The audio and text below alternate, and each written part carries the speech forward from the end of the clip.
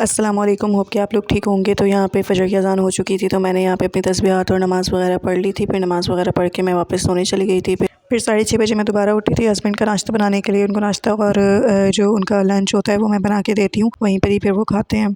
यहाँ पे मैं बच्चों की फ़ीडर भी लेकर आती हूँ कि इनको भर के देनी होती है। बिल्कुल थोड़ा-थोड़ा सा दूध देती हूँ मैं इस टाइम, लेकिन ज़रूर पीते हैं ये लोग थोड़ा-सा। तो यहाँ पे अंडे थे, तो मैंने कहा आज मैं हस्बैंड के लिए ऑमलेट बनाऊँगी। मैं फ़ीडर बना चुकी थी बच्चों की। फिर हस्बैंड के लिए जो है मैंने चाय चढ़ा दी थी। आज मैंने इनके लिए दूध और पानी वाली, जैसे मैं चाय पीती हूँ वही मैंने चढ़ाई थी। आज मेरा दिल चाह रहा था और दूध पीता थोड़ा, तो मैंने कहा कि ये वाली चाय मैं इनको बना के दे देती हूँ। फिर यहाँ पे आटा गूँधा हुआ था, तो आटा गूँधना तो नहीं पड़ा था मुझे सुबह, तो फिर मैंने जल्दी से इनके पराठे बना दिए थे। अच्छा, मुझे ना डिफरेंट नाश्ता करना पसंद है। एक ही नाश्ते से मैं बोर हो जाती हूँ। मतलब कभी सैंडविच, कभी कुछ, मतलब मुझे कुछ ना डिफरेंट चाहिए होता है। कभी चीज़ ऑमलेट। तो ये है कि नाश्ते में सिर्फ थोड़े बहुत मेरे नखरे होते हैं, और शादी से पहले भी यही था, वरना खाने पीने में मेरे बिल्कुल भी नखरे नहीं है। जो भी दे दो, जैसे भी दे दो, मैं खा लेती हूँ। लेकिन ये है कि बस नाश्ता मुझे बिल्कुल प्रॉपर चाहिए होता है। मुझे होता है कि नाश्ते के वक्त हर चीज़ बिल्कुल प्रॉपर हो। इंशाल्लाह वो भी मैं आपसे शेयर करूँगी आगे चल। कल जो है मैं वीडियो नहीं डाल पाई थी, क्योंकि कल मैं सर्चिंग वगैरह कर रही थी नींद अपनी स्लीप साइकिल की, क्योंकि मेरी स्लीप साइकिल बहुत ज़्यादा ख़राब हो चुकी है, जिसकी वजह से मेरे सर में बहुत ज़्यादा दर्द रहने लगा है इस वक्त आजकल बहुत ज़्यादा। तो इसलिए मैंने कहा कि मुझे अभी प्रॉपर नींद की ज़रूरत है, क्योंकि बाकी चीज़ें भी मेरी बहुत ज़्यादा डिले हो जाती हैं, खाना पीना हर चीज़। तो ये है कि और भूख भी मुझे बहुत ज़्यादा लगने लगी है। भूख तो ख़ैर मुझे लगती ही थी पहले भी बहुत ज़्यादा, क्योंकि प्रेगनेंसी के बाद जो है आपकी ऑलरेडी भूख बढ़ जाती है। फिर आपके हार्मोन्स बैलेंस भी हो जाए, तब भी आपकी भूख का जो क्राइटेरिया होता है वो वहीं पे ही रहता है, क्योंकि जो है बच्चों के पीछे भाग-दौड़ करना सब चीज़ें होती हैं, और मेरा जो है ऊपर नीचे का ज़्यादा चक्कर है। तो इस वजह से ये है कि मेरा स्टेयर्स चढ़ना उतरना बहुत ज़्यादा होता है, जिसकी वजह से और ज़्यादा मुझे जो है भूख लगती है। शाम में मैं एक तो लेट भी उठने में आता है सुबह में, तो ये होता है कि मेरी जो मील होती है दोपहर की, वो स्किप हो जाता है। फिर जो है डायरेक्ट मैं रात में ही खाना खाती हूँ, और फिर ये है कि जिस टाइम मैं रात में खाना खाती हूँ उस टाइम मेरी भूख से बहुत ज़्यादा बुरी हालत हो चुकी होती है, कि बस मुझे होता है कि बस जल्दी से मुझे खाना मिल जाए। तो ये है कि हम लोग वैसे ऑलमोस्ट 7:30-8 बजे तक खा लेते हैं खाना। बाकी मगरिब के ऊपर बात होती है, मगरिब की जैसे अज़ान होती है उस हम लोग नमाज़ पढ़ के खाना खा लेते हैं। जो हमारा लास्ट मील होता है वो यही होता है। इसके बाद जो हम सो वो जाते हैं, और अगर हमें हल्की-फुल्की सी भूख लगती है तो कुछ भी बिस्किट वगैरह या कुछ भी ऐसा ले लेते हैं, अदरवाइज़ नहीं लेते, सो ही जाते हैं। कभी ऐसा होता है कि फिर मैं बाहर से भी कभी ऑर्डर कर लेती हूँ, जब बहुत ज़्यादा भूख बर्दाश्त से बाहर हो जाती है, तो फिर अदरवाइज़ हम लोग कुछ भी नहीं खाते, सो जाते हैं। और ये टाइम बिल्कुल परफेक्ट होता है आपके लास्ट मील का। इसके बाद जो है आपकी बॉडी को रेस्ट ही चाहिए होता है, कोई मील वगैरह कुछ भी नहीं होना चाहिए। अगर आप डाइट पे हैं तो ख़ास तौर पे इस चीज़ का आपको ख़्याल रखना पड़ता है। अच्छा, यहाँ पे अंडा वगैरह मैं सब ऑमलेट बना चुकी थी। इसकी जो रेसिपी है वो सिंपल ही है, बस ये है कि मैं ऑरिगेनो और सब ऐड करती हूँ इसके अंदर, ताकि इसका अच्छा टेस्ट आ जाए, और अच्छा ही टेस्ट उठता है। इसके बाद मैं नाश्ता वगैरह बना के फ़ीडर्स वगैरह लेके बच्चों की फिर ऊपर आ गई थी, सो गई थी। फिर वही 11:30 तकरीबन मैं उठी थी, तो फिर मैं नीचे जा रही थी बैग वगैरह लेके, सब बिस्तर वगैरह समेट के। तो यहाँ पे मैंने अपने बेटे को खोलने की बोला था लाइट पंखा, तो ये पूरा उसने जो है सारी स्विचेस खोल दिए थे। यहाँ मेरा बेटा जो है ऊपर से अपनी दादा-दादी को नीचे आवाज़ें लगा रहा था।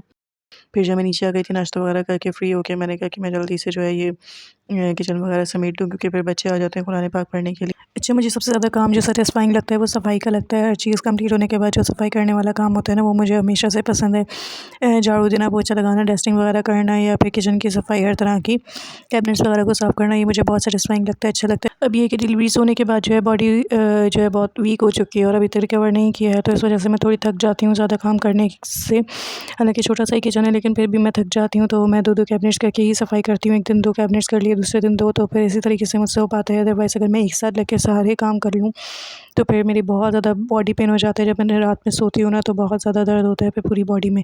या मेरा बेटा देखें कैसे जो है स्लैब पे चढ़ा हुआ था, इसको मैंने ही बिठाया था, क्योंकि बहुत ज़्यादा तंग कर रहा था ये। लेकिन देखें किस तरह जो है बच्चों के साथ आपके काम किस तरह होते हैं, बस आप ही देख लें। इसी वजह से जो है अब प्रॉपर काम उस तरह नहीं हो पाते जिस तरह आप एक अकेले बंदे होके कर रहे हो। तो यहाँ पे किचन वगैरह समेट के मैं ऊपर चली गई थी, क्योंकि कुरान पाक पढ़ने के लिए बच्चियाँ आ गई थी। यहाँ पे मेरा बेटा खुद सीढ़ियाँ चढ़ लेता है, तो मैं इसको खुद से चढ़ा के लेकर आ रही थी, लेकिन रास्ते में बस इसको कुछ ना कुछ दिखना चाहिए खाने के लिए कि मुँह में डाल लूँ मैं। तो बस ये उसी चक्कर में रुका हुआ था। यहाँ पे एक बच्ची मेरे पास कुरान पाक पढ़ती है, 2 बच्चियाँ जो है कायदा पढ़ती हैं, तो उन्हीं को ही पढ़ा के फ़ारिग होके मैंने जो है बच्चों को सुला दिया था। दोपहर में फिर सो कर जब हम उठ के नीचे आए, तो मैं सालन बना चुकी थी, और ये बहुत मज़े का चिकन का सालन बना था। सिंपल सा था चिकन का सालन, लेकिन बहुत मज़े का बना था। और यहाँ समोसा और नमक पारे आए हुए थे, तो मैंने कहा कि तुम खा लो, तुम्हारे लिए बचा के रखे हैं। तो फिर मैंने खा लिए थे, क्योंकि भूख से बहुत बुरी हालत हो रही थी।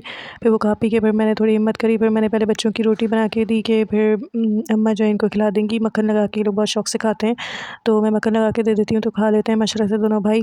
अच्छा, यहाँ मुझे बहुत ज़्यादा मेरे सासू ससुर टोकते हैं कि तुम गलत जगह पे घी या मक्खन वगैरह जो भी होता है लगाती हो, लेकिन मुझे कभी भी अंदाज़ा नहीं होता। शादी से पहले भी अम्मी यही बोलती थी कि तुम गलत साइड पे घी लगाती हो, और हमेशा ये होता है मुझसे किसी भी टाइम सही साइड पे घी लगता ही नहीं है, हमेशा गलत साइड पे ही लगता है।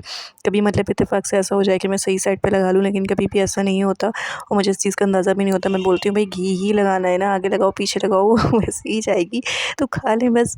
लेकिन ये है कि हाँ, कुछ होती होगी लॉजिक, खैर मुझे नहीं समझ आती, लेकिन हमेशा मेरे साथ यही होता है कि मैं गलत जगह पे ही घी लगा देती हूँ। कभी इत्तेफाक से भी ऐसा नहीं हुआ कि मैंने सही जगह लगाया हो।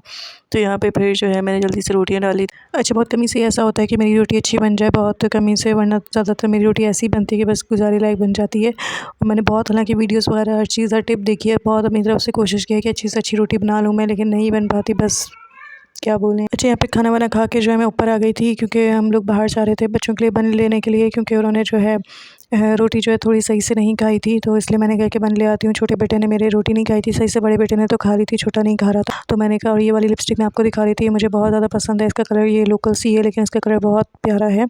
तो हम यहाँ जा रहे थे रहमत शीरी, हमारी तरफ एक बेकरी है, यहीं से हम लोग लेते हैं। इसकी बहुत ज़्यादा मज़े की है, मैं रिकमेंड आपको ज़रूर करूँगी अगर आप लोगों के करीब है तो। ये वाला बन, इनका फ्लावर बन होता है, ये ज़रूर खा के देखिएगा, ये बहुत मज़े का होता है। फिर यहाँ पे मैंने बच्चों के लिए जो है टीवी लगा दिया था। मैंने कहा यहाँ मैं अपने कपड़े तय कर लूँगी, बच्चों को जो है कार्टून वगैरह लगा देती हूँ। खाना वाना खा के हम ऊपर आ चुके थे बाहर से आने के, तो फिर जो है यहाँ पे मैं कपड़े वगैरह तय कर ही रही थी, तो बच्चा इतना ज़्यादा तंग कर रहा था मेरा छोटा बेटा, तो मुझे बंद ही करना पड़ा कैमरा। यहाँ पे बड़ा बेटा जो है देखें, बस इनकी हरकतें चलती रहती हैं कुछ ना कुछ। और ये मैंने आपको पहले भी बताया, ऐसी वीडियोज़ मुझे बहुत सेटिस्फाइंग लगती हैं। सारे कपड़े मेरे तय हो चुके थे, ये भी मैंने धो धुला के अंदर रख दिए थे, क्योंकि ये जो है बिल्कुल न्यूबॉर्न बेबी के जो है टॉयज़ होते हैं। तो मैंने कहा ये बच्चे मेरे इस अब खेलते भी नहीं है, तो मैं इनको उठा के धो धुला के जो है साफ़ सुथरा करके रख देती हूँ। और यहाँ पे हैंगर्स वगैरह सब चीज़ें मैंने साइड पे कर दी। अच्छा, यहाँ पे बड़ों के कपड़े तो ईज़ी तय हो जाते हैं, शादी से पहले भी मैं मज़े से तय कर लेती थी, लेकिन जो बच्चों के कपड़े होते हैं ना, वो थोड़े मुश्किल लगते हैं मुझे, क्योंकि इतने से कपड़े होते हैं, वो इतने से फ़ोल्ड करो, फिर फ़ोल्ड करते करते दोबारा खुल जाते हैं, रखने में दोबारा खुल जाते हैं, फिर उनको दोबारा तय करके दोबारा रखो, तो बच्चों के कपड़े थोड़े हेक्टिक होते हैं तय करना। अच्छा, यहाँ पहले भी मैं बता चुकी हूँ कि एक ड्रॉर बस मेरे छोटे बेटे की और एक ड्रॉर बड़े बेटे की, इससे ज़्यादा मैं कपड़े नहीं रखती अपने बच्चों के, और रखने भी नहीं चाहिए, क्योंकि बच्चे बहुत जल्दी बड़े हो जाते हैं। बहुत ज़्यादा बच्चों के कपड़े जमा कर लो तो यही होता है कि उन्होंने पहने भी नहीं होते और वो ज़ाया चले जाते हैं। तो जितने लिमिटेड कपड़े हों, जब तक बच्चा आपका 4-5 साल का नहीं हो जाता, तब तक इतने कम कपड़े ही सही रहते हैं। यहाँ पे इनकी ड्रॉर है, तो मैं आपको टूर ज़रूर करवाऊँगी इसका। और यहाँ पे जो है मैं आपको ये बैग दिखा रही थी, ये बैग मैंने दराज से मंगवाया था, लेकिन ये जो है चाइना स्टोर से आया था, मतलब चाइना से आया था, दराज स्टोर से। तो इसको आने में भी 1 महीना लगा था, लेकिन इसकी क्वालिटी बहुत ज़्यादा अच्छी है, बहुत ज़्यादा, मतलब जिस तरह भी आप यूज़ कर लो, ये बहुत रफली यूज़ होता है, क्योंकि बच्चों के लिए यूज़ करती हूँ मैं, बच्चों का सामान वगैरह इसमें लगती हूँ। लेकिन ये बहुत अच्छी क्वालिटी है इसकी, मतलब बिल्कुल भी कपड़ा वगैरह हर चीज़ बहुत अच्छी है इसकी। तो अगर आप लोग मंगवाना चाहें तो मंगवा सकते हैं, मैं लिंक शेयर कर दूँ। और ये दूसरा बैग है, ये मैंने हम समंदर केयर से मंगवाया था, ये भी मुझे बहुत प्यारा लगता है। ये भी बहुत स्पेशियस है और कलर भी मुझे इसका बहुत प्यारा लगा है, और क्वालिटी वाइज़ भी ये बहुत ज़बरदस्त है। तो ये इसमें ये 2 पॉकेट्स मुझे समझ नहीं आए, सिर्फ पेंसिल रखने के काम आ सकती है, अदरवाइज़ तो मुझे इसका कोई यूज़ समझ नहीं आया। लेकिन बाकी ओवरऑल बहुत अच्छा है, बहुत स्पेशियस है, बहुत ज़्यादा इसमें जो है पॉकेट्स हैं। और मैं समझ रही थी कि बस फालतू की पॉकेट्स दे दी हैं, लेकिन बाकी पॉकेट्स भी काम की हैं। जिस पॉकेट में भी आप जो भी सामान डालो वो आराम से उसके अंदर एडजस्ट हो जाता है, ये नहीं होता कि जगह भर गई है या कुछ।